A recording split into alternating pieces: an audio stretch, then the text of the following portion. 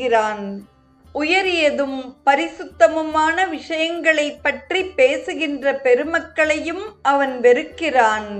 தனது சம்ஸ்காரங்களை புருஷார்த்தம் அல்லது தன் முயற்சியால் மனிதன் அகற்றிவிட முடியும் என நான் தெரிவிப்பதை நம்புங்கள். மனிதன் சுற்றுவட்டாரத்தின் சிருஷ்டி அல்ல, தன் விதியை தானே ஆக்கும் தகைமை வாய்ந்தவன்.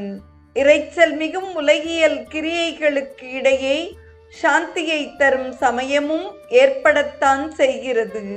மிக குறுகிய காலமாக இருப்பினும் அந்த சமயத்தில் மோசமான உலகப் பொருள்களை தவிர்த்து எப்படி எங்கிருந்து வாழ்க்கை தோன்றியது, இன்னும் சம்சார புதிர்கள் குறித்து மனம் சிந்தனை செய்ய தொடங்குகிறது. நான் யார் என்ற விசாரத்தில் இறங்குகிறான் மனிதன்.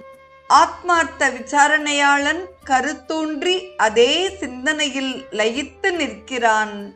அவன் உண்மையை நாடித் தெரிந்து கொள்ள முனைகிறான். உயரிய விவேகம் அவனிடம் உதயமாகிறது. வைராகியம், ஒன்றித்தல், தியானம், உடல் மன தூய்மை முதலியவற்றில் நாட்டம் கொண்டு கடைசியில் அவன் உயரிய ஆத்ம ஞானத்தை அடைகிறான். உலகியல் வாசனைகள், உலகாயத விஷயத்தில் ஊறிக்கிடக்கும் மனமுடைய மனிதன் ஆத்திரமுடையவனாக இருக்கிறான்.